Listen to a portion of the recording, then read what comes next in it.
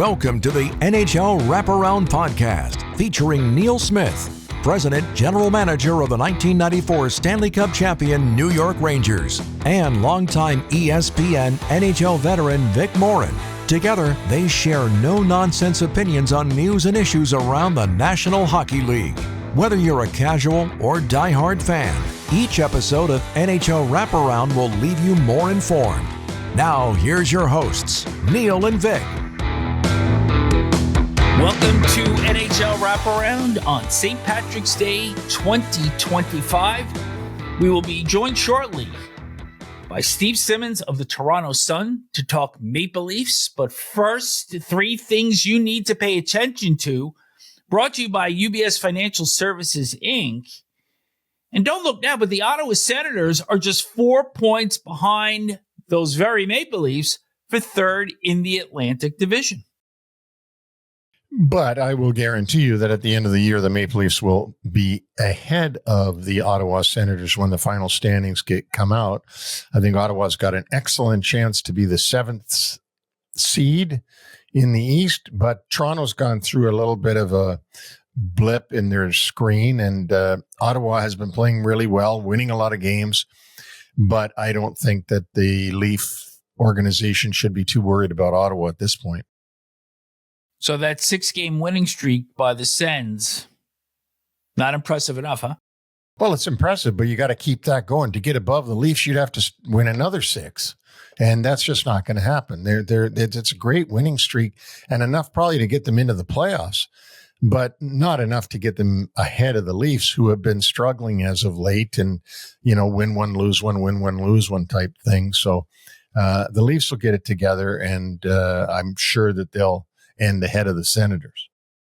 We're going to do a schedule scrub on the bubble teams a little bit later in the show, but still a very favorable schedule for the Sens for the balance of the regular season. Number 2, anybody paying attention to the St. Louis Blues, who are 9-2-2 in their last 13, they pull into a tie with the Vancouver Canucks for the second and last wild card in the West, although Vancouver has played one fewer game. Last night, on Sunday, against Anaheim, very nice ceremony for Braden Shen, who played his 1,000th game a little while back. He scores 41 seconds into the game, and then later in the first period, gets in a fight with Jacob Trouba after Trouba knocked down Jordan Kyrou. So Blues are starting to feel it in the West. Yeah, and again, I think it's the same thing as with the Ottawa Senators. They're on a good run. And, we're talking a little bit different here because we're talking about the Blues just trying to get into the playoffs, not trying to upend one of the top teams of the conference. But again, Vic, they're 9-2-2 in their last 13. You said it, which means that if they're going to keep going and jumping over teams, they got to keep this 9-2-2 type thing going. They got to get to 10-2-2 and 11-2-2. And I don't know how a team that's played the way they've played all season can suddenly turn into a, such a formidable team right at the end of the season. But like the Senators, of the teams fighting for that last berth in the West, they have the most favorable schedule of that entire group. So remains to be seen. And we'll talk about their schedule and their chances again a little bit later in the show. Number 3, GM meetings this week. And among the topics that are going to be discussed, the toll of the NHL schedule, and coming out of the Four Nations, schedule has been more compressed. We've seen some injuries from the participants. There have been calls for maybe this tournament to be played before the season, the way these best on best used to be. So a big point of concern, I think, for a lot of GMs there, that their players are getting maxed out at the wrong time of the season. No, and it's a legitimate concern. We said it before the Four Nations ever started that the happiest GM should be Chris Patrick in Washington because he had nobody playing in the tournament. You get an injury like Tkachuk took for the Florida Panthers during that Four Nations face-off, and it's devastating to the teams as they come down the stretch. Florida has bankrolled some points, so they're okay. But if you get it to a team that's a playoff contender, it could really, really hurt your chances to make the playoffs. One of the other things that is going to be discussed at these meetings is potentially lengthening overtime during the course of the regular season to either 7 or 8 minutes. I believe one of us had brought that up many weeks ago. And I believe when you see how many games are being decided in overtime in relation to those in the shootout and how compelling these overtimes are, it's time to make that change. We've had the same 3-on-3, 5 minutes in place since 2015-16. And like everything else, it's time to evolve this. Yeah, I would like, but the problem is no matter what, if you still have a shootout at the end of it, you're still going to have some shootouts, right? It doesn't matter how long the overtime goes. So I know what they're trying to do. They're trying to get to less shootouts, but I for the life of me, don't understand why you have to have a shootout. Just if these guys go through 67, 68 minutes of tie hockey, can't they just get a point each and be done with it? Why does one of them have to get two, no matter how they get? I mean, why don't they just have a brawl, and whoever wins the brawl, they get the extra point? Now that's creative. Yeah, I mean, but I mean, or have goalie on goalie shootouts, or I mean, it's not part of what hockey is. It's not a skills competition. No, it's not. And I've been fine with ties. I was fine with ties before shootouts came into play. I'm still fine with ties now, but maybe I'm just a little old-fashioned. Maybe we're just a little old-fashioned. Well, you're more of the bow tie type of guy. I'm more of the, the regular ties. So you are a bit more old-fashioned with bow ties. Well, if I have the same success on this podcast as Bill Torrey did with the New York Islanders, I think I'm going to be okay. Billy Bowtie. That's right. And these have been 3 things you need to pay attention to, brought to you by UBS Financial Services, Inc. Well, now it's my great pleasure to bring in an old friend from Toronto, my hometown, his hometown, Steve Simmons of the Toronto Sun. Steve, thanks for doing this on NHL Wraparound. Very happy to be here, Neil. Nice to see you again. Yeah, it's great to see you.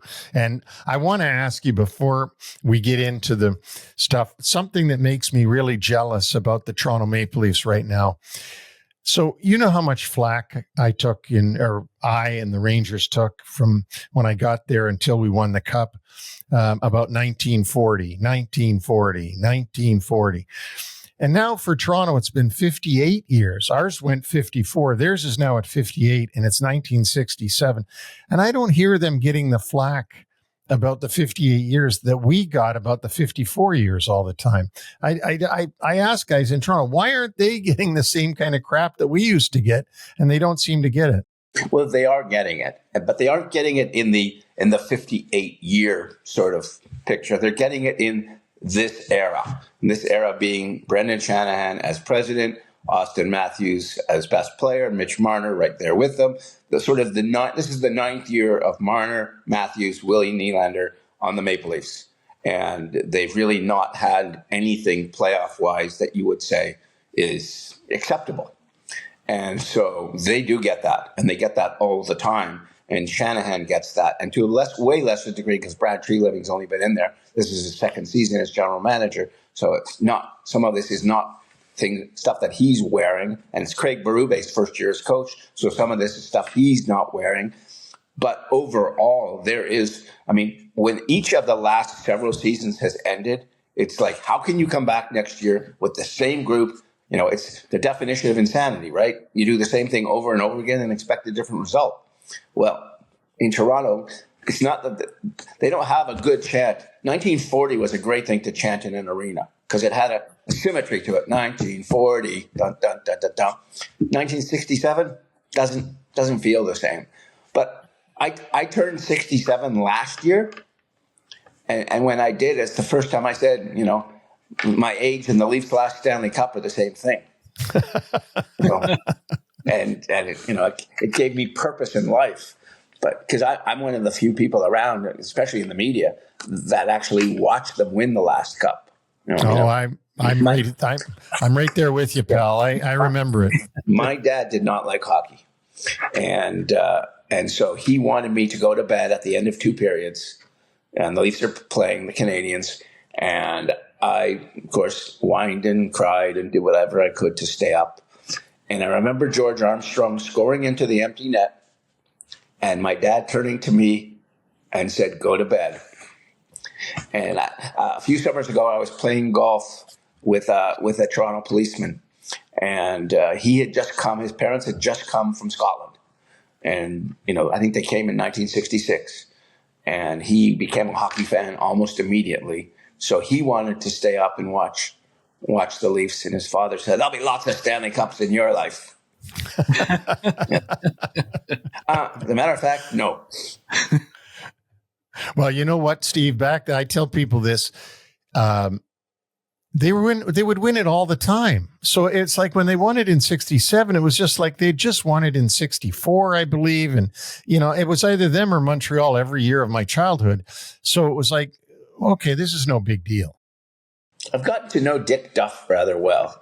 He's the Hall of Fame guy now, and was a great NHL player for many, many years. And he's got the greatest 1960s history, I think, of anybody, because I think he just went from Toronto to Montreal, and he just kept winning the cup or playing for it. I think he played for the cup or won the cup like 8 or 9 consecutive years. It's a crazy thing. Him and I have always talked about that. That kind of stuff, of course, doesn't happen anymore. And you're talking about a 30-team league or a 32-team league versus a 6-team league.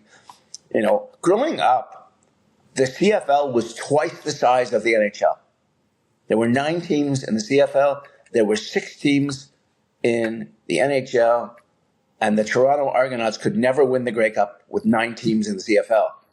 But the Leafs won, often. And I only remember the last one because I was 10 years old. But they won 4 times in the 60s in a 6-team league. You only have to win 2 playoff rounds. Like, a lot of teams would be winning the Stanley Cup now if they could win 2 playoff rounds. Teams win 2 playoff rounds, they're disappointed. That's why I love the whole thing with the New York Islanders, the heyday Islanders. They won 19 playoff series in a row. To me, that's one of the most underrated great teams of all time, and nobody gives them enough credit for those 4 Stanley Cups and playing in a 5th Stanley Cup final and then losing to what became the great Edmonton Oilers teams. Steve, we're going to bring it now to the present because, as you said, we'd like to see maybe the Leafs win just one. And so they bring in Craig Berube, Stanley Cup winning coach with the Blues in 2019. And the purpose of Berube was to get something out of this core, meaning Matthews and Marner and Tavares and Nylander, to get something out of them. And we can certainly throw Morgan Riley into the mix here, but to get something out of this team that maybe Sheldon Keefe couldn't. And have you seen any signs that when we get to the playoffs in 5 weeks, this team is going to be any different than the ones that frankly started with Auston Matthews back 9 years ago? The problem with talking about any team through the 82 games of an NHL season is this can be the good week or this can be the bad week. This is the week you're looking like a contender. This is the week you look like you got nothing. And this happens to be the week where the Leafs look like they have nothing. And they really had a bad week and a half or even longer than that. I'm going to big picture it a little bit. I like the roster. I think this is the most playoff-ready roster that they've had in, this Brendan Shanahan era. And, of course, everything always comes down to, can Auston Matthews do it in the playoffs? Can Mitch Marner do it in the playoffs? Can Willie Nylander do it in the playoffs? Blah, blah, blah. It comes down to that. But now they have other parts that do things for them that they couldn't do before. And so their goaltending is better. Their six-man defense is better. Their wingers are better and deeper and faster than they've had in the past. And so there are moving parts there that say this team should compete. And I'm going to put an asterisk on that right away because they're in the Atlantic Division. And in the Atlantic Division, if you don't finish first and wind up playing the eighth, seed in the playoffs, you're going to play either Florida or Tampa in round one. So 200-point teams are going to match up against each other in the state in which, the Stanley Cup final has been the last 5 years. So, you're either going to have to beat Andrei Vasilevsky or you're going to have to beat, Sergei Bobrovsky to go to the second round of the playoffs. That's a big, that's a big if to start with. So all the people who scream and yell about, they can't get through the first round. Well, it's a little different when you're playing like last year, the Stanley Cup champions, or the year before, whoever it happens to be. It wasn't last year. Last year they played Boston, but who lost to the Stanley Cup champions, Florida. But if you go through it, you have to go through Florida or Tampa pretty much every year. That by itself is a challenge. But in fairness, from the other side, Leafs haven't met the challenge. They haven't been good enough at playoff time. The year they should have done it was the year that they lost to Montreal, and I'm still baffled in the COVID year when they had a Canadian division and they were a much better team and had a 3-1 lead over the Habs and somehow choked it away. But this team right now is the closest to being a Stanley Cup winner. I think Neil understands all the little parts you need because he certainly had a lot of those little parts on the Rangers team that won. But they have more of those parts now than they've had before. And I like what Brad Treliving has done in a year and a half on the job. And the one guy I'm still not sold on is Craig Berube, the coach. He has a system and a style that I think in some ways has hurt Auston Matthews this season, even though Matthews has been playing hurt. His goal numbers are way down, and he doesn't look like a great offensive player the way he looked so dangerous last year. He does not look dangerous right now, but he's also playing the entire rink, which is kind of a little bit of what I call the Yzerman transformation. They're bringing him from great scorer to great player, and or winning player, and whether that translates to playoffs again, we'll find out, in April and May. But again, you can have a really good team in the Atlantic Division and the Central Division of the National Hockey League, and you can end up playing Colorado or Dallas or whoever you're looking at in the first round, and see you later after that. But to that end, also, if Berube is trying to instill in them a little bit more of a 200-foot mindset, and they've also added Brandon Carlo from Boston at the deadline, as well as Scott Lawton from Philadelphia. So do those additions, coupled with the players that they already have, does this mold this team properly to making some sort of run? On paper, yes. On the ice, let's see. And the reason I say that is so far we've had a few games of Brandon Carlo, and he looks a little lost in the Leafs defense. And we have a few games of Scott Lawton, and he hasn't quite fit in, a local guy who, I think should have been comfortable coming in and playing for the Leafs. And he doesn't look yet like he fits in, although both of those guys fit absolute needs that the team had. They needed a third-line center. They needed a 2 or 3 or 4 defenseman. They got that in Carlo, who's been really a solid guy for the Bruins over the years. So they have parts that add into those places, and that really makes. But everything they do comes back to the same premise that began with Kyle Dubas many, many years ago. We called it the core four. It's Matthews, Marner, Nylander, and John Tavares. If those guys don't do it when it matters most, they're not going to get it done. And, if you go through the history of teams that won the Stanley Cup, I can go to Neil's team. Brian Leetch in the playoffs that year was sensational. Mark Messier in the playoffs that year was sensational. You go back to last year in the playoffs, Barkov was sensational and Bobrovsky was sensational. You need sensational to win.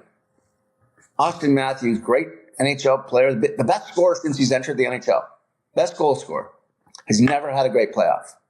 Mitch Marner has never had a great playoff. William Nylander a little closer to his level in the playoffs than the other two. And you guys mentioned Morgan Riley. Well, he's a guy that's just fallen off the map. Like, he's gone from almost great player to good player to barely acceptable player. And it's really hard to talk about it because he might be the nicest guy on the planet. And so you have the nicest person on a team with not a lot of nice people, in my opinion. But he's the, if you're going to introduce somebody, as a Maple Leaf, and you want to say, here's the best guy I know, it's Morgan Riley. But boy, is he struggling as a player. He's just lost his confidence, and he's lost his ability to defend. And if a puck goes off a defenseman's foot, deflects into the net, it's his foot. It's just the way it's gone for him. 2 years ago in the playoffs, he was sensational. The year that they beat Tampa and went on to play Florida, he was the Leafs' best player. He had an okay season last year. He's had a way worse season this year. And I don't know if it's Berube or him or getting married or having a kid or any of those things. But, they need Morgan Riley to be Morgan Riley to be successful. And I'm not sure he can be anymore. Steve, you wrote an interesting piece either yesterday or the day before. Something that I've been wondering is Mitch Marner's situation and why he hasn't signed yet. I mean, it seems kind of obvious if he's going to play for the Leafs, where he's going to have to sit somewhere in between Nylander and Matthews and compensation wise. And he's a Toronto kid, and I'm just sort of baffled by the fact that he hasn't signed yet, and that, they're creeping up on free agency, and he's a UFA. I mean, I'm not sure that a lot of people around the league understand that this guy, who's basically an all-star, is a UFA if he wants to be on July 1st. So what's going on there?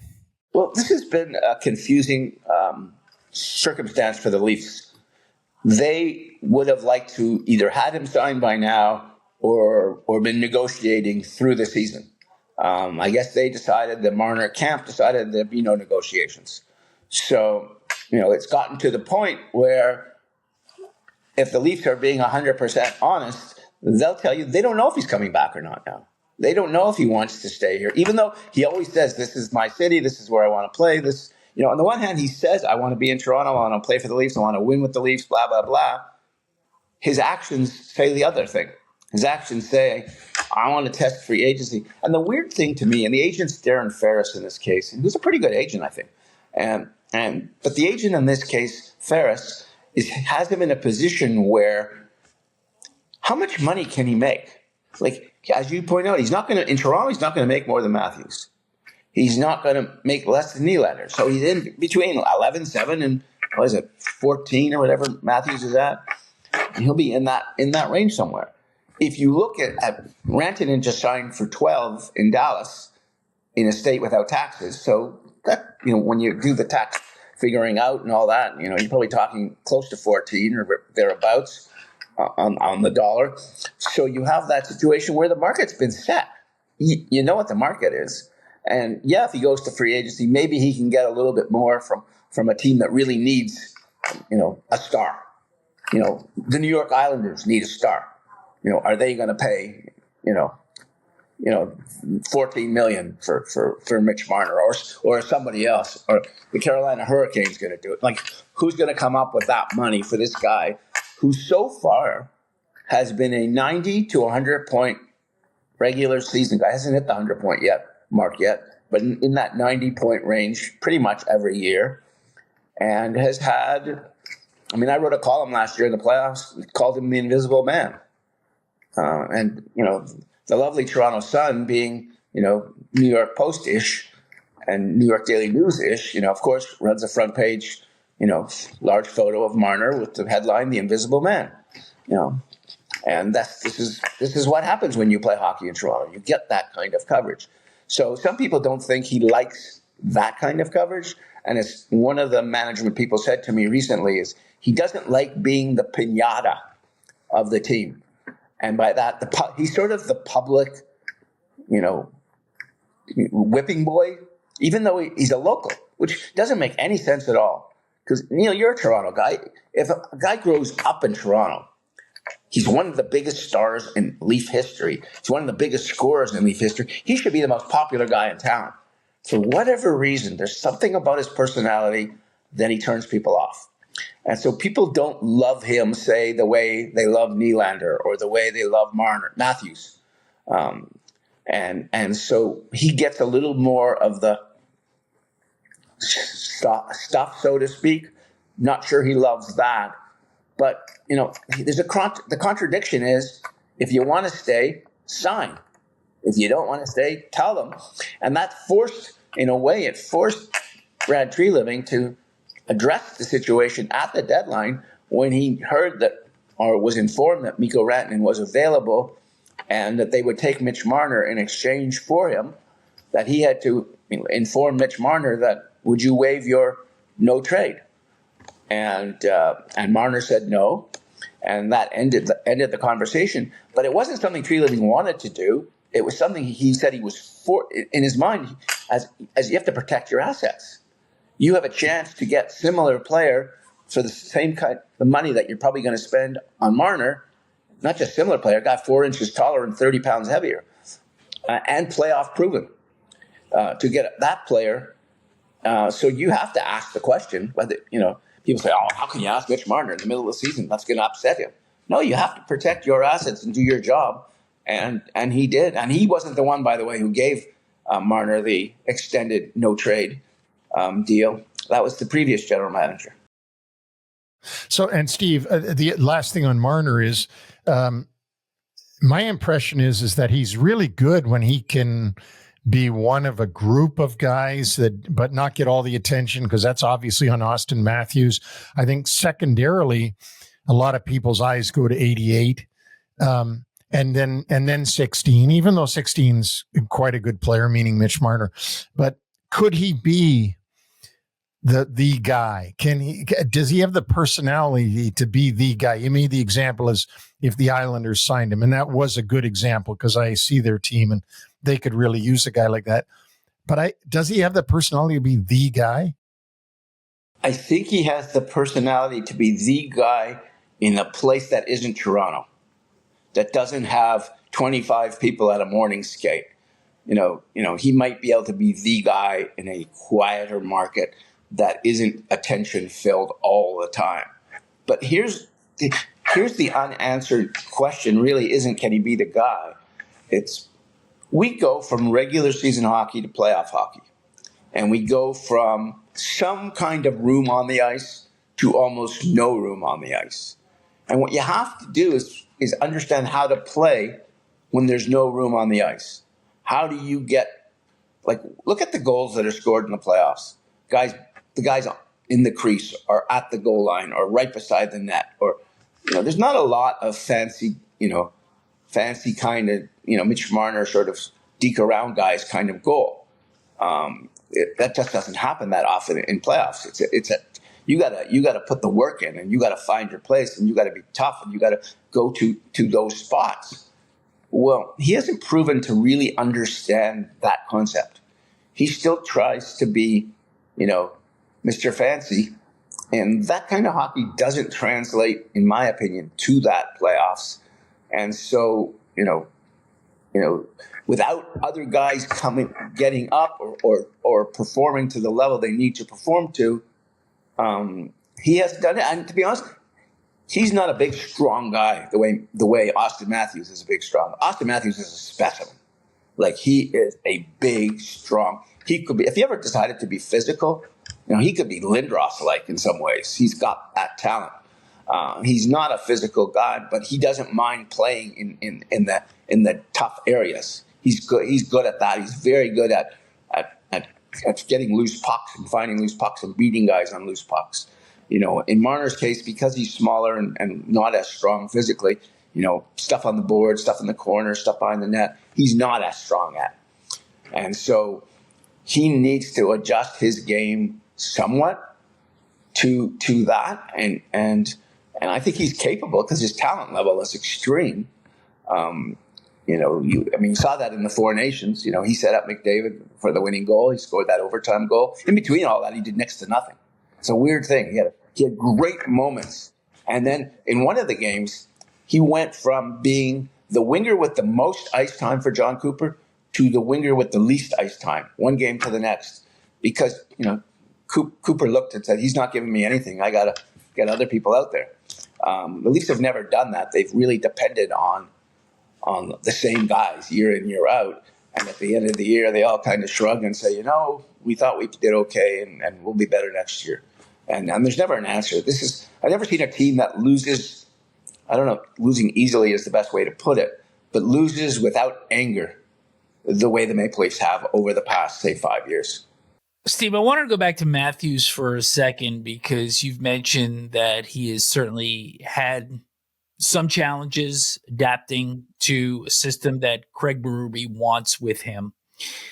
But also, it appears that his visibility some nights isn't quite what we're used to seeing.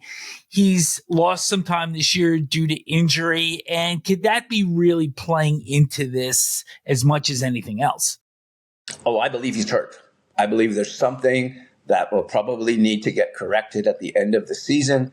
That, he traveled to Germany earlier in the year to see a doctor who's famous for sort of weird prognostications of sorts, and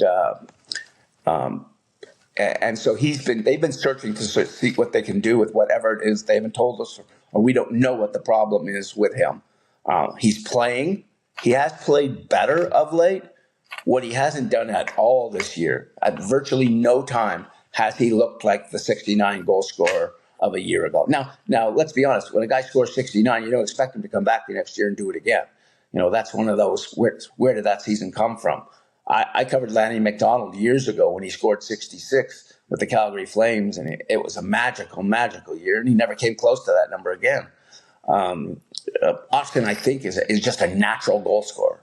He's a brilliant shooter. He scores it in more unusual ways than almost anyone I've ever seen, and he scores more even strength goals than any player I think we've seen since Bossy. So he's an extraordinary talent that's hard to explain, that comes out of the desert in Arizona, of all places. But he hasn't played this year looking anything like even the 45 goal scorer or the 50 goal. Like, he had 69 and then he had an off year-ish, and then he had 60 in the last 3 years. He had 60 and 69 before this season. And, this season he's been off because of injuries, but I think he's also adapting to a style they want him to play in a different kind of way. And I think he's, one thing about Auston Matthews, and Mitch Marner, I'll have Mitch Marner into this too, but Auston Matthews is a great defensive player. Like, if you say Barkov is the Patrice Bergeron of today's NHL, then Matthews is not far behind. As is he 2? Is he 3? Where do you put him as an all-around defensive center? Like, he's right up there in my view.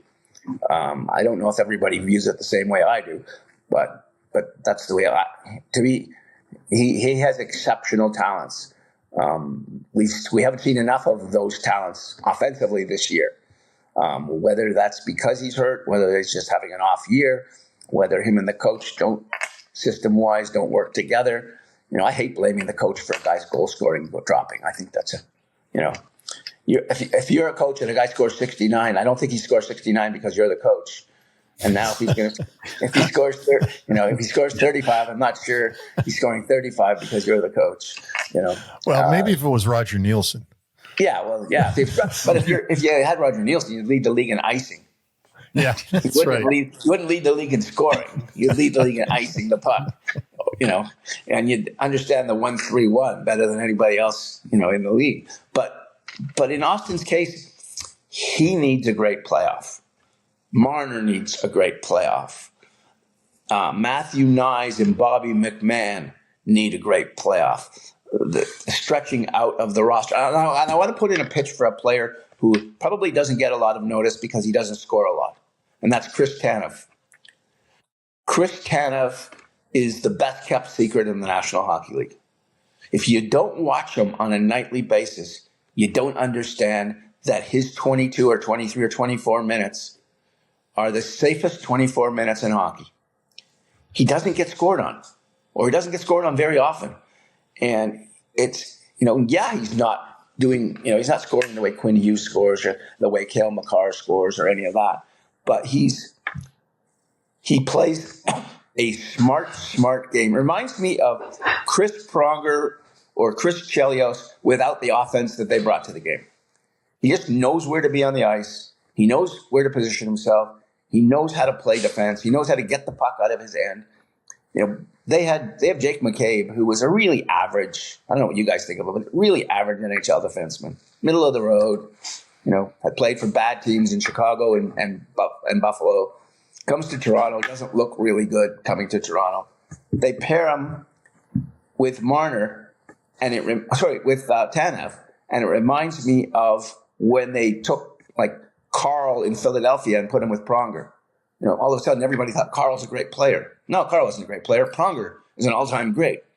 And so he makes the partner better. And it's the same thing with, the Tanev-McCabe pairing, I believe, per minute is the least scored upon pair in the NHL.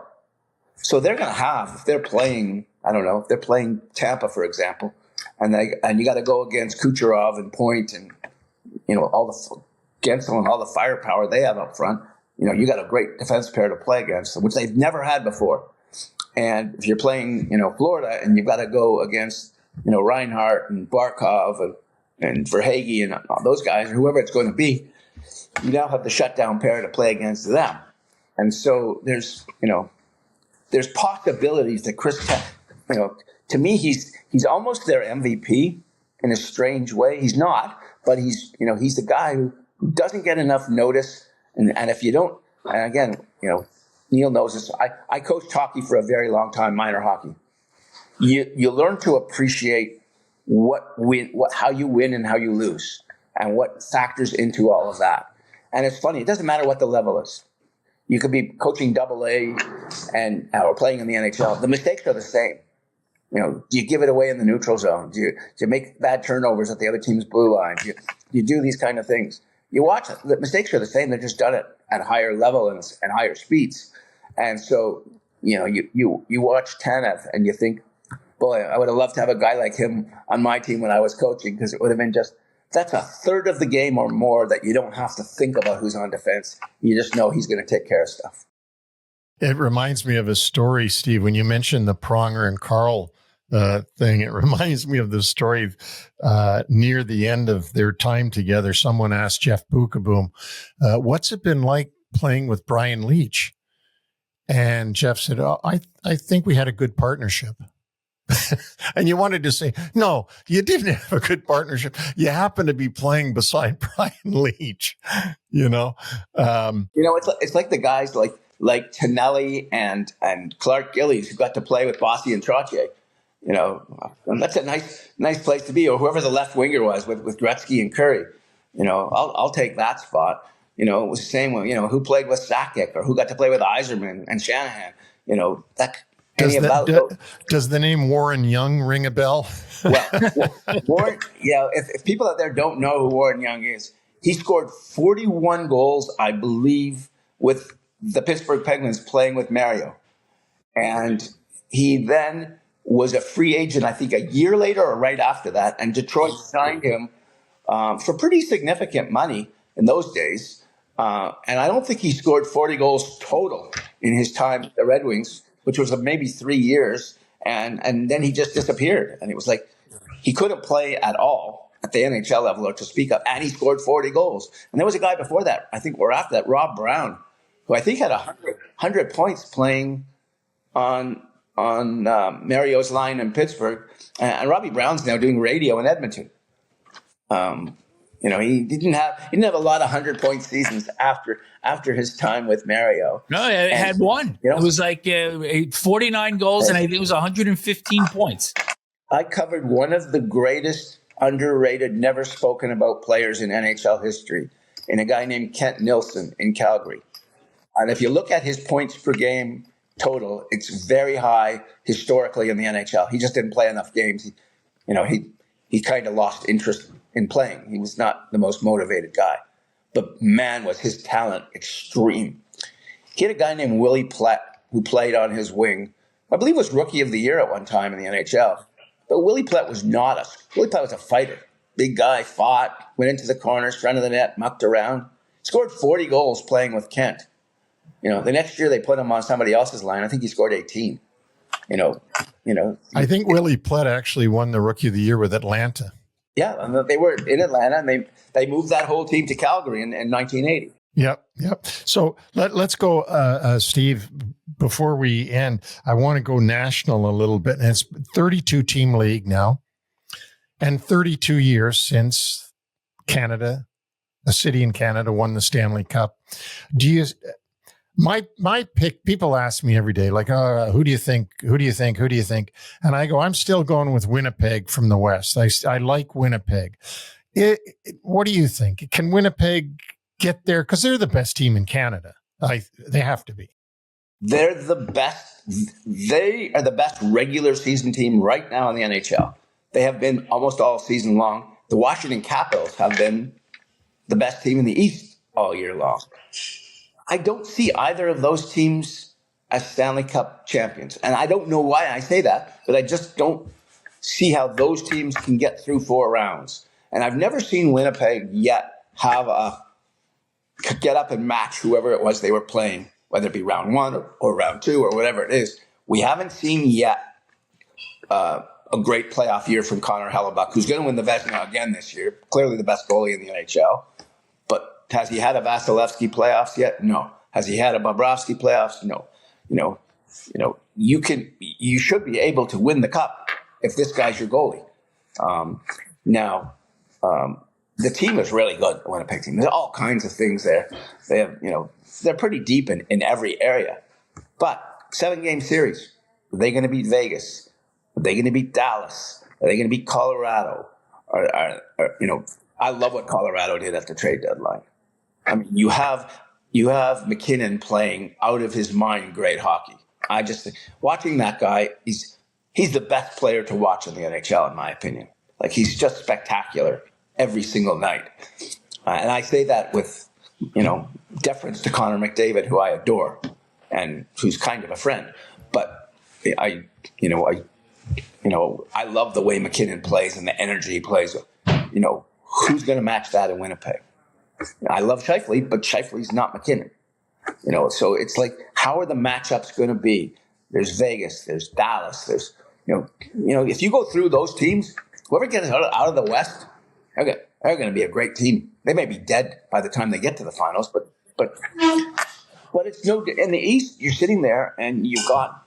I'll take the Florida Panthers for example. If Florida finishes first, they may get a break as to who the 8 is. Is it because right now there's 5 teams all within 1 or 2 points of each other going for that last playoff spot. So they're going to be playing Montreal or Columbus or Detroit or somebody in the first round, which should be a break for them. But then they're going to have either Toronto or Tampa. Then they're going to have either Carolina or Washington or whoever comes out of the Central. It's not as tough a road to get to the Stanley Cup final in the East as it is in the West. But getting through the first round may be tougher, especially in the Atlantic Division or the Central of the West. You're going to get LA and Edmonton playing for the 92nd consecutive year. And does anyone want to see that? No. But I can't wait for playoffs. I love the Stanley Cup playoffs. I got the greatest introduction to hockey as a professional in the business that you could have possibly had. And Neil will relate to this because he was around these teams in those days. The first Stanley Cup I covered was the New York Islanders against the Minnesota North Stars. And getting to know Bill Torrey and Al Arbor and Trottier and Bossé and Potvin and, just Hall of Fame lineup, and it's a complete Hall of Fame lineup. And the next year they played Vancouver, and then they played Edmonton going for their 4th cup. And this is the Edmonton team with Gretzky and Messier and Curry and Coffey and Grant Fuhr and everybody, full of Hall of Famers. And they killed the Oilers in the finals.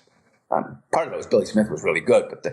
And so here you are, and your first hockey that you're really watching is this amazing Islanders team with this amazing coach, with this amazing general manager, with this amazing scouting staff, with now they're playing the Oilers, who were kind of built by accident, but it was the greatest accident in hockey history. Like, they didn't do anything to get Gretzky. It was an accident. They drafted Messier and Anderson after the first round, which meant they didn't think that much of them. They both turned into be superstars. Same with Yari Curry, another guy. Fuhr turns out to be the perfect goalie for that team. And you have now, that next team, which wins 4 cups. Well, it'll be 5, I guess, because they won the one after Gretzky left. But what as a kid in his 20s to get into the NHL, working the game, and getting to know all of these people and all those general managers, the Harry Sindens and the Lou Nannies and the Cliff Fletchers, and they're characters. They're all characters. The general managers today are not characters. General managers today are businessmen. They're not necessarily hockey people anymore. In the old days, it was like hockey people, and they'd go fishing together at the end of the season.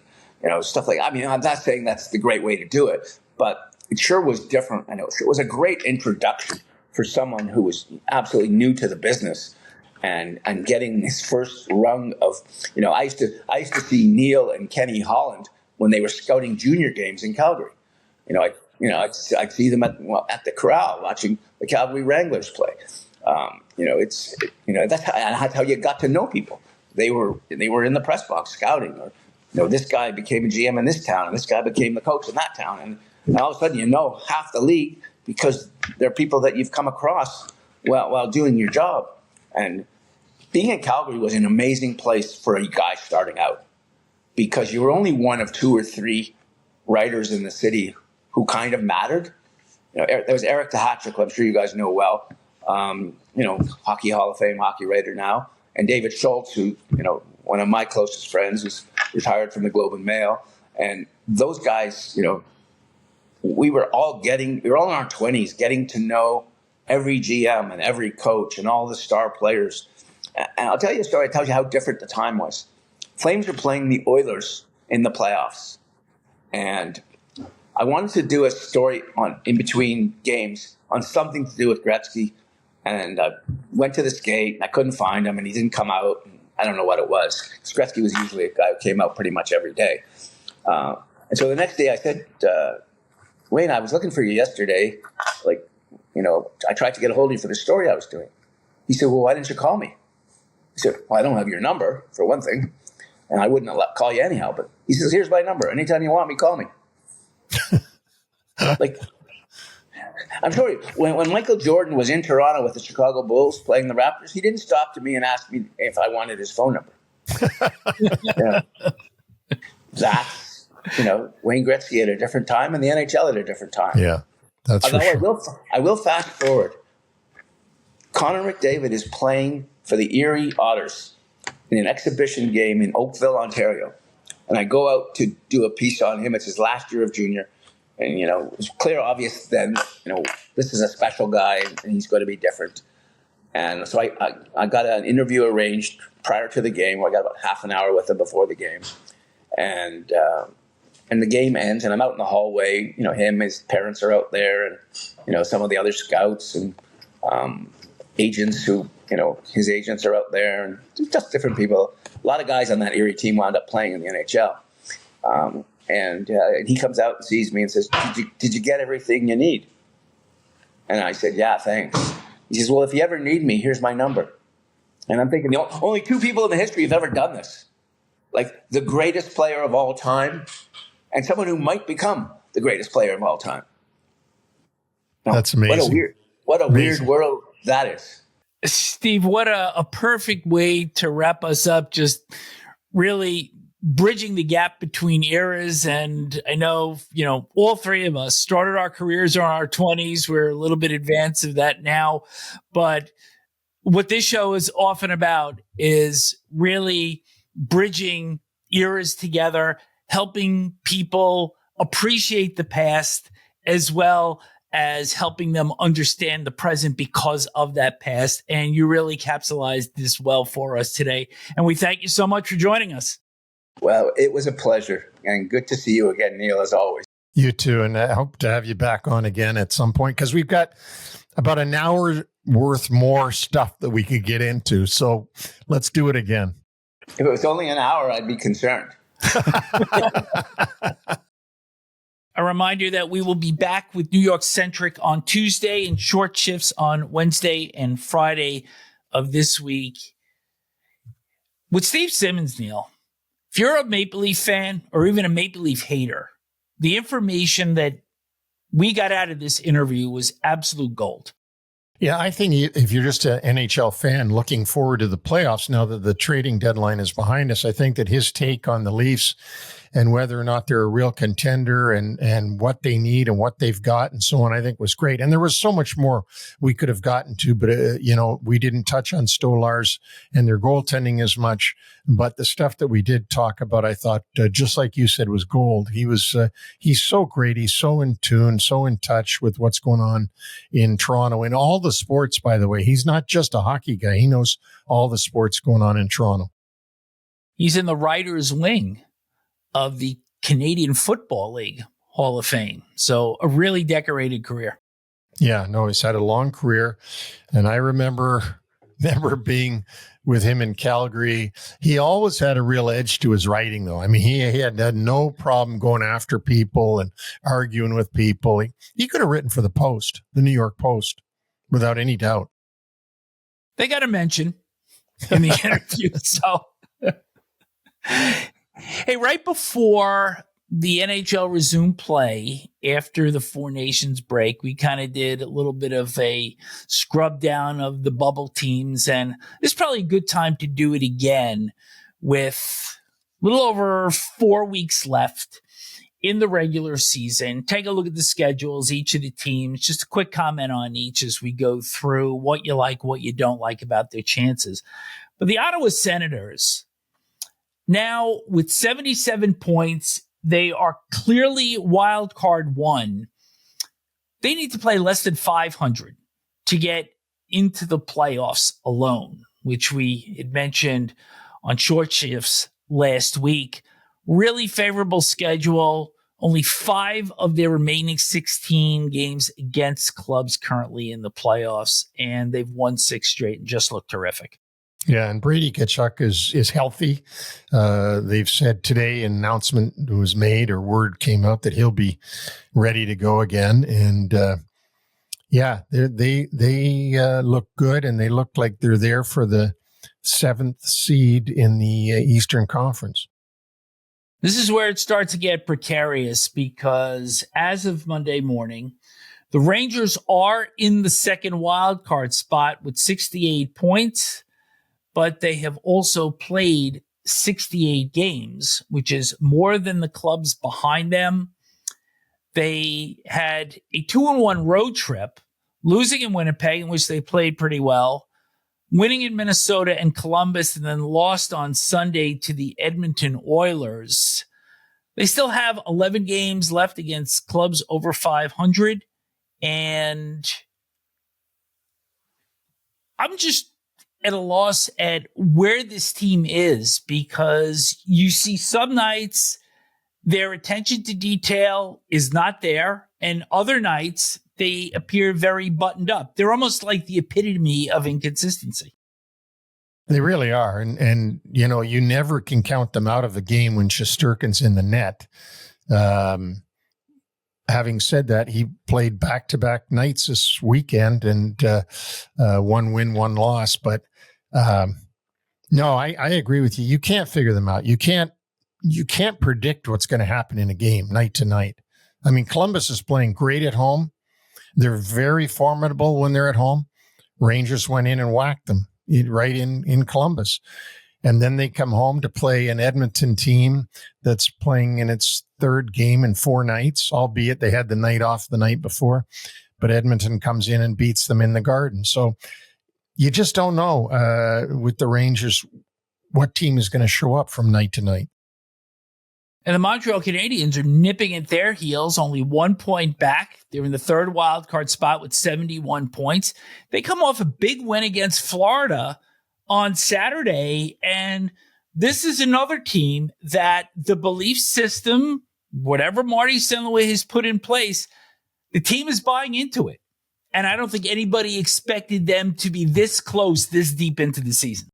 No, nobody did. And truth be told, when you play for a team that is overachieving on the outside, not on the inside, but on the outside, meaning that the people observing it think that you're overachieving, it is really fun to go into the games and play when people think that you should be losing, but you can win night to night. It's really fun to play that way. And Montreal's not getting lucky in these games. Montreal's playing well, but I imagine that their whole locker rooms are really enjoying the journey right now. I'm a little concerned about the Columbus Blue Jackets at this point. Losers of 3 straight. They're in wild card 4 at 70 points. They still have 16 games remaining on their schedule, but my concern is that their play looks like it's flattened out a little bit. Really, I think since the outdoor game, they just haven't been quite as sharp. No, they haven't been, but we have to give, the fact is you're going to have these ups and downs and dips and dives, right? I mean, that's just the way it goes. And Columbus couldn't keep up the level they were playing at for the rest of the season, but I do believe in them, and I do believe they're going to be right there at the very end. They may not make it, or they may make it. It'll be a point or two either way, but I love the way they play. I think Dean Evason's done a remarkable job with them, and we'll see where it goes. And I know that you got a lot of people out there cheering for the Blue Jackets because of what they've suffered through in the off season and so on. So I still think they're going to be right there at the very end. Detroit also within 2 points of the second wild card. They have 15 games remaining. Had a big win against Vegas on Sunday. My big concern for them is all 15 of their remaining games are against clubs with 500 or better records. And at some point, you just get the sense that their luck is going to run out because of the quality of opposition that they're playing. And also, can they keep up this torrid power play rate they've been on? They're at 30-something% on the power play. And Patrick Kane's playing like he's a younger Patrick Kane from Chicago days. DeBrincat's playing great, scoring goals. And of course, Seider and Raymond are both playing really well. And Mrazek has come back from the dead. They traded for him at the deadline. And I mean, he's been wonderful. How long can that stay like that? Who knows? But, the power play is not going to be at 30% every night. One other team that I want to mention here, because they had an enormous win against Florida on Sunday in a game that you were at, the New York Islanders, 68 points, 4 back, still have to jump 5 clubs in order to get into the second wild card position. They got Mike Riley back on Sunday, and he had not played since the 1st of November. Concussion, and previously undiagnosed heart defect. He came back. They scored 4 goals in the third period after being down 2-0. So, if nothing else, this team believes that it can win, but is there enough racetrack left for them to get into that final spot? No, and they're not going to play every night a real tired team like Florida was last night. Now, Florida badly outshot by the Islanders in the first period. It ended up 0-0. Florida comes out in the second period, scores 2 goals, and everybody in the UBS Arena's heart is sinking for the Islanders. And then the Islanders give them all the credit in the world, really turned it on in the third period and won the game. And they did it right at the right time. Florida had their backup goaltender in, Vitek Vanacek. They didn't have Bobrovsky in net. So, you know what? It was a great night for the Islanders. Whether they can keep it up and whether they can play over 600 hockey, which is what they have to play to get in now, it remains to be seen. It's 657 to reach 89 points, which as of today is the cutoff point in the East. And just a little schedule note as we go forward for these last few weeks of the regular season, something to look out for. Ottawa and Columbus still play 3 times for the rest of the regular season. They have not played yet. So those are certainly going to be 3 games that are going to be worth watching. For sure. And those 2 teams are both, according to the people that evaluate this stuff in the offseason, they're overachieving. Both those teams, Ottawa and Columbus. Let's see if they can both get it to the finish line. I think Ottawa definitely is, and jury's still out on Columbus. Let's move over to the West, where the Vancouver Canucks still holding a very precarious hold on the 8th spot. 73 points. They have 15 games left. Lost a tough game on Sunday to Utah. They got a home game coming up against Winnipeg. And then they go out for 6 on the road. And on Saturday, in their win against the Chicago Blackhawks, Philip Hedl went out, got hit hard into the boards by the Blackhawks' Jason Dickinson. They don't know whether or not he's going to make the trip as he's still being evaluated. But boy, that was one that got away on Sunday. You got Winnipeg coming in, and then you're going out for a 6-pack to try to secure a playoff spot. This is going to be tough. And you're going against teams that also think that they want to make the playoffs, like the St. Louis Blues, where they start, like the New York Rangers, where they go next, like the New Jersey Devils, who are hoping not to slip down too far, like the Islanders, and then the Blue Jackets, who are both thinking they've got a shot at the playoffs, only then to turn around and be back in Winnipeg to play the very Jets that they finished their homestand with. So it's going to be it's a tough road to go for the Vancouver Canucks. And certainly that injury to Hedl, who had been playing well with Vancouver, is not going to help things if he's out for any stretch of time. So speaking of the Blues, we mentioned them at the top of the show, and they just keep coming here, playing very well. Had that big win against Anaheim Sunday, also at 73 points. They have played one more game than the Canucks, but they've got a pretty favorable schedule that of their final 14, only 8 against teams at 500 or better, and only 5 clubs currently in the playoffs. Yeah, so the Blues, the one thing is, can they keep this going? I mean, you mentioned how they've been playing lately. Usually it's hard to keep that going unless you're an elite team, and St. Louis is not an elite team, but their schedule is favorable. Their next game is at Nashville. Then they play the aforementioned Canucks and then play Chicago and then Nashville again. So, and then they play the Montreal Canadiens. So it's not it's a favorable schedule for them. And I know Jim Montgomery will have them ready to play every night. Calgary Flames have now slipped behind St. Louis, 71 points, but they still have 17 games remaining. Only 9 of those against current teams in playoff position, but a big loss with Michael Backlund going down week to week with an upper body injury that he had actually suffered last week when he delivered a hit to Victor Mancini of the Canucks. So what do you see with the chances of the Flames going forward? Well, the Flames are on a Eastern swing right now, and they play in Toronto tonight and go back-to-back in Madison Square Garden tomorrow night, just to get one night off and then go over and play at the Prudential Center against the Devils, get a night off, and then go into UBS Arena to play the Islanders before flying home. So, they've got to at least come out of that 500, and that's going to be a tough road to hoe because if you think about it, 2 of those 4 are in the playoffs. But they got to come out with, I think, with a split on this 4-game Eastern swing. Another club that's making a little bit of a push here, the Utah Hockey Club. Also at 71 points, so they're 2 points back.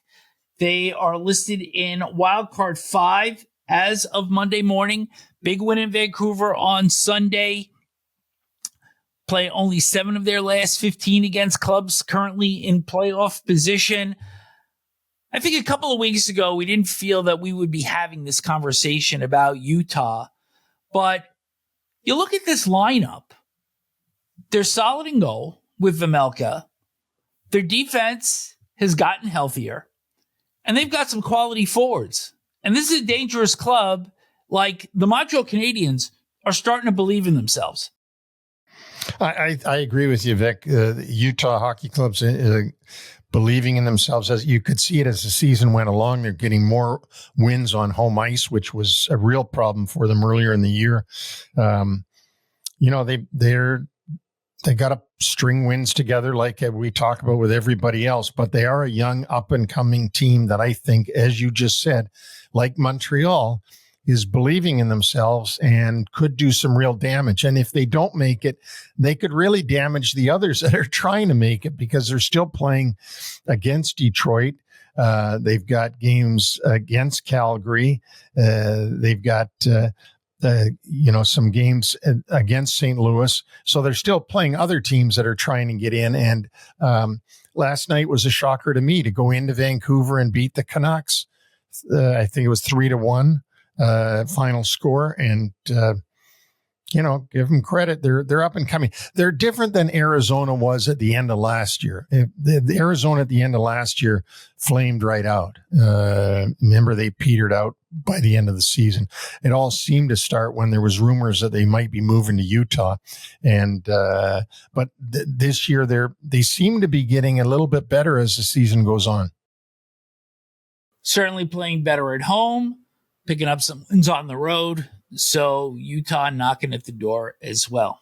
But now it's time to get out of the bubble and talk powerhouses, heavyweights. So the Central Division, the Dallas Stars played on Friday and Sunday in Winnipeg and Colorado, respectively. Before we get into the games, obviously, everything feels big in the moment, but do these matchups, when they're played in the regular season, really matter? Or is this just fan and media fodder and gives knuckleheads like us something to talk about? I think a little bit of both. It is certainly media fodder, but I don't think that you're necessarily seeing how teams will play in the playoffs when you're seeing them play in the regular season. It's just such a different way to play hockey. It's like saying, are we going to play the same in our house league as we're going to play in the tournament? And it's all different hockey. So it's great to watch during the regular season. And I mean, you're not going to get a better matchup than Dallas and Colorado. That's heavyweights for sure. On Friday, Winnipeg beat Dallas 4-1, and it was interesting to listen to Steve Simmons talk about how Winnipeg is the best team in the West during the regular season, and they play this classic 3-zone systematic mindset. Offensive zone, make sure you're above the puck, track back through neutral, and then protect the house in the defensive end. And they did that to a T. But again, does that translate into winning 4 playoff series? And on Sunday, Colorado beat Dallas 4-3. The Stars overcame some pretty spotty officiating. Official got hit with a puck, which created a turnover and ended up in the Dallas net.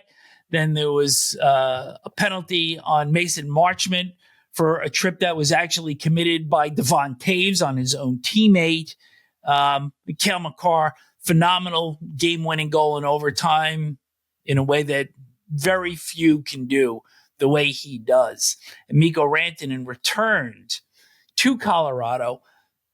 Some fans were booing him. I mean, he didn't ask for the trade to Carolina in the first place. Why are you booing the guy? I mean, the guy's a Stanley Cup winner also and a 55 goal scorer at one time. And came out and said he wanted to stay in Colorado. He didn't want to leave Colorado. I don't know why they're booing. If they were booing because why were you asking for so much money? And who knows? It's fans are funny, right? They boo for the craziest reasons. What a Bob Uecker fan. Those fans, I love them. Hey, before we put a bow on these heavyweights, does this weekend with a regulation and overtime loss change your view on Dallas at all? Not really. I think I think Dallas is right in there with Colorado and Winnipeg. But if I had to pick between those, I'd pick Colorado. I don't know why. I mean, they certainly don't have the goaltending of Winnipeg, and they might not even have the goaltending of Ottinger with Dallas. But I just think like Colorado is so deep. Boy, they're something. So it'll be interesting to see how that translates when the playoffs come. And of course, you got to stay away from injuries, because if any one of these big stars gets injured, they're in trouble. For Dallas, they return home to face Anaheim. And since the trade from Carolina to Dallas, Mikko Rantanen hasn't actually seen Texas yet. He hasn't gotten there to get into the no tax state. That's right. So certainly a warm welcome awaiting him in his first game coming up on, I believe it's on Tuesday. So there was a very hard lesson that was learned by a player trying to be nice on Saturday. Jack Eichel scored the go-ahead goal for the Golden Knights with 2:33 left in regulation, and you know how much he hates scoring in Buffalo. Yeah, right. So Sabres pull their goalie. Tomas Hertl's coming down the right side, has a guy with him, but probably has a chance to shovel a backhander into the empty net. But instead, Jack Eichel is the trailer and tries to throw a pass back so Eichel could get another goal against his former Buffalo fans. That fails. End result is there's a face-off in the Vegas end. Rasmus Dahlin winds up scoring with 14 seconds left in regulation to tie the game. Sabres win in a shootout. And then the Golden Knights stink out the joint with an 18-shot effort in Detroit on Sunday and drew no power plays either. So what lesson do we learn here? Yeah. If you've got a chance to put it in the net, put it in. Don't worry about anything else. But they lost a point. They lost a point on that one play, a point in the standings on that. So that's a big deal. In the end game, it may or may not affect things with Edmonton because they only have a 4-point lead where they would have had a 5-point lead. And so these are like little things that, if there was a shift in standings between now and the end of the regular season, there are certain things that you could point at. And this would be one of those things. Oh, absolutely. And this is easy to point at. I mean, this was when he did. I'm watching the game on TV and going like, what the hell is he doing? So, player notes. Alex Ovechkin scores number 887 in a win against San Jose on Saturday. It's his 34th of the season. He is projecting to 44, and that would land him at 897 by the end of the season and perched atop the all-time NHL goal-scoring list. And Wayne is going to be following his team around, traveling with his team at some point. Yes, he will. Right at the end there when he gets down to, I don't know if they're going to do it once he gets down to under two goals or under 3. I don't know. Zach Hyman For the Oilers, played just 2 shifts in the third period Friday at UBS Arena. He was held out Sunday against the Rangers. Josh Manson, defenseman for Colorado, left Friday's game with Calgary with an upper body injury, did not play Sunday against Dallas.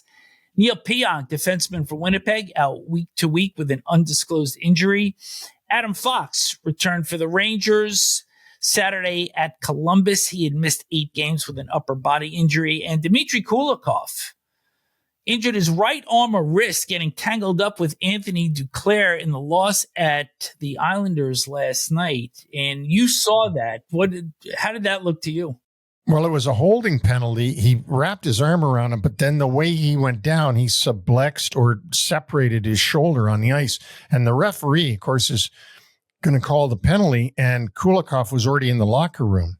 He got up and skated right off, and then received the penalty. You know, the same exact thing happened to Adam Fox. Adam Fox was playing at UBS Arena, took somebody down, got a penalty, but had to go to the locker room and missed a lot of games. Missed 8 games with that injury that happened. And the same thing happened with Kulikov. That is something that we will update probably Wednesday on Short Shifts. This is the human side of the story, and we're going to get into father and son in this edition. And something pretty interesting taking place last Thursday.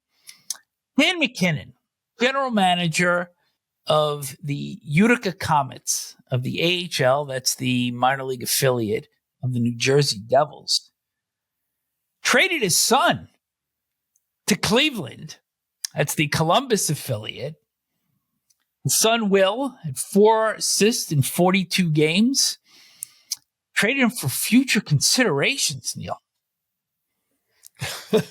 Not even a warm body here. Yeah, not even a skate sharpener like in the old days. But I mean, that's something. We've had a number of coaches having to coach their son, but there hasn't been that many general managers to have their son. And of course, I reflect back, of course, through my Ranger history to Lester Patrick, the original Ranger GM, who had 2 sons on the Rangers while he was GM, in Lynn Patrick, Craig Patrick's father, and also Muzz Patrick, who is the father of Dick Patrick, who is the president of the Washington Capitals.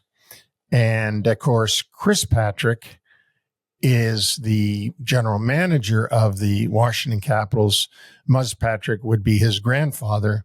Lester Patrick is great-grandfather. But I don't remember other GMs in the league having sons on the team other than my good friend in Colorado, who had Eric Lacroix, his son, on the team.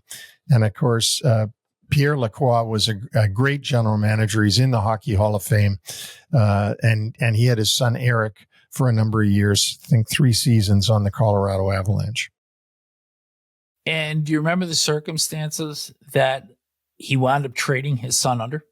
Yeah, because I called him and I said, Pierre, what's going on there? And he said that it just got to be too much, where the players were accusing Eric of leaking stuff to his dad. He wasn't doing that, according to Eric and Pierre, but that was a natural thing of the players when times got tough and certain things happened from management. Then the players looked around and were accusing Eric of that. So it ended up that Pierre traded his own son to the LA Kings. For his second stint with the LA Kings.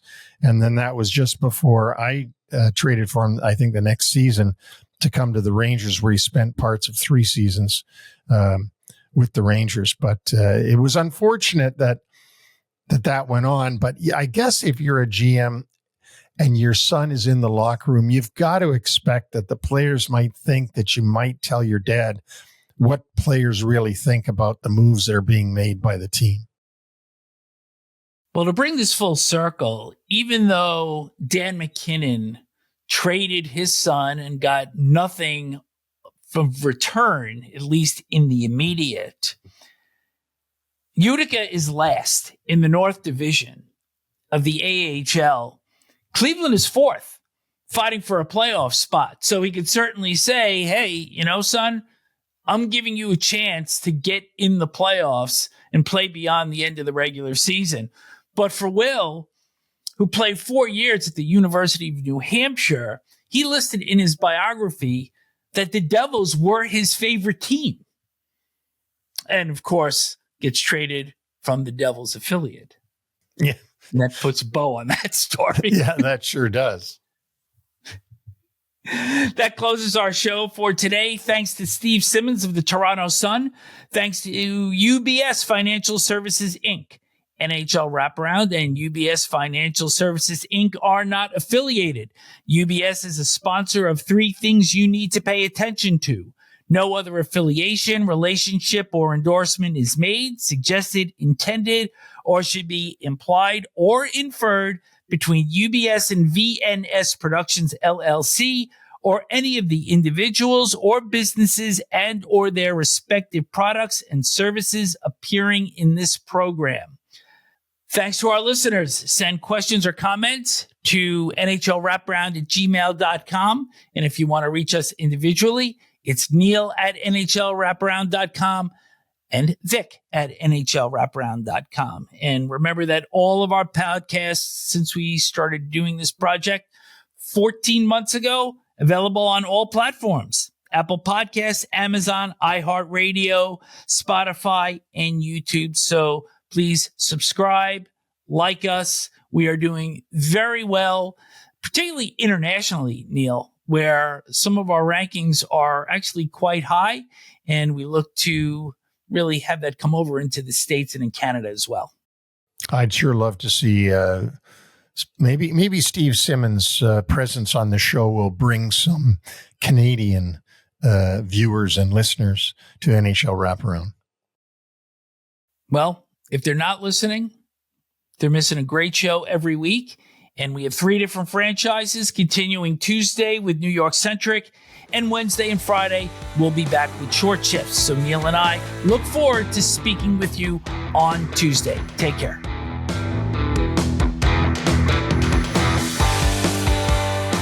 Thanks for joining us on the NHL Wraparound Podcast. Don't forget to subscribe to stay up to date on all the NHL action.